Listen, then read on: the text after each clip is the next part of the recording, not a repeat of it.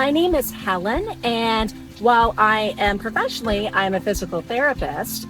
In my free time, I like to volunteer here at the Everglades Outpost. I've been volunteering here, first started back in 2004, and I pretty much help with whatever needs to be done, from cleaning the bathrooms to doing yard work to doing hands-on animal care and food prep. Whatever I'm asked to do, I'm more than happy to help out. I'm typically here on Fridays and Sundays. Since today is a Sunday, I'm going to be spending most of my time helping out with the wolves who live here. Now, there's one wolf in particular who is very special, very dear to my heart. Her name is Tabitha.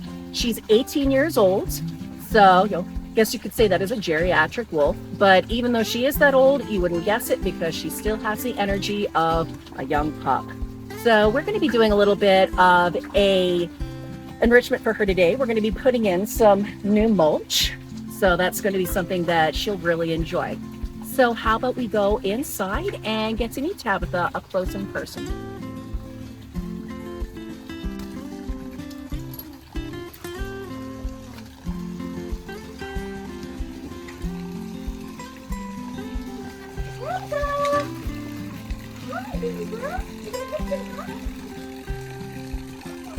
She's a little shy.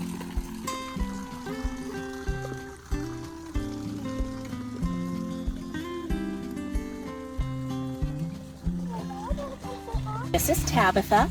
As I said, she is an 18-year-old wolf. She is technically a wolf-dog hybrid, meaning she does have a little bit of domestic dog in her genetically. But for all intents and purposes, she is very much still a wolf because she has a much higher percentage of wild wolf genetic material in her. She was originally used as a breeding wolf. She was privately owned in order to try to breed wolf-dog hybrids. Now, at the Outpost, we have a very firm opinion, a very firm belief that we do not in any way, shape, or form condone the breeding of wild exotic animals in captivity. So when Tabitha came to us from the facility that she was at, we made sure that she did end up being fixed. So she is not able to have any more offspring. Difference between wolves and dogs. Well, dogs, they very much are able to interact with humans. You can train them. They are a domesticated animal. With a wolf, yes, you could technically try to own one as a pet, however, not such a good idea.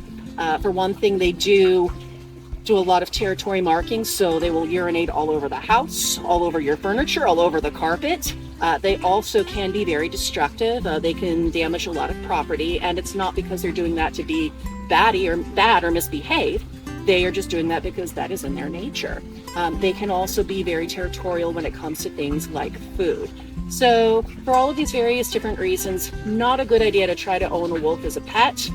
Instead, great idea would be go to your local dog shelter and adopt all of the wonderful domesticated dogs that are looking for a happy, loving, forever home.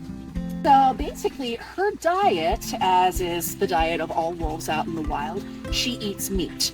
So, typically, we will prepare her different cuts of meat. She will eat beef, chicken, pork.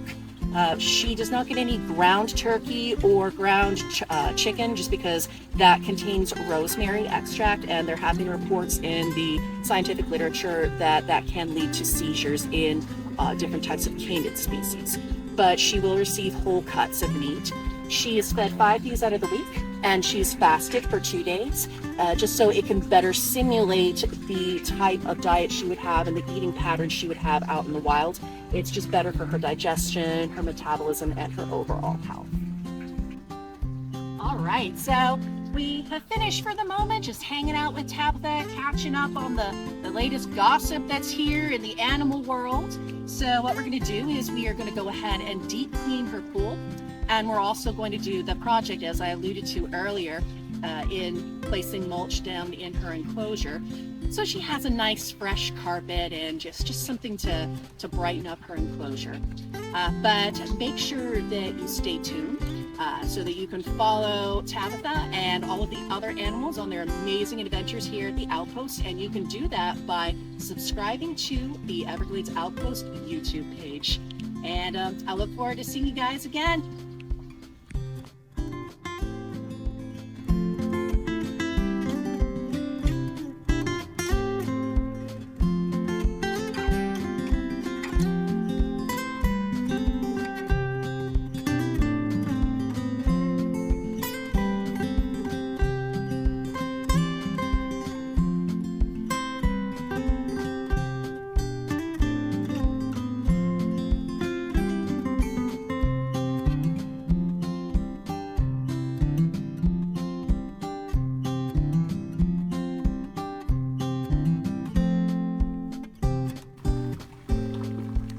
So, thanks for joining me on our little adventure doing Tabitha's mulch today.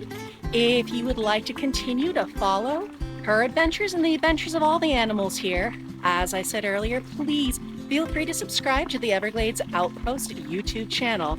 And if you would like to help donate money towards mulch to add to Tabitha's enclosure, or indeed any of the animals here at the Outpost, please, we would definitely appreciate any and all donations. It can be mulch, it can be any type of monetary donation, or even your time if you would like to volunteer here.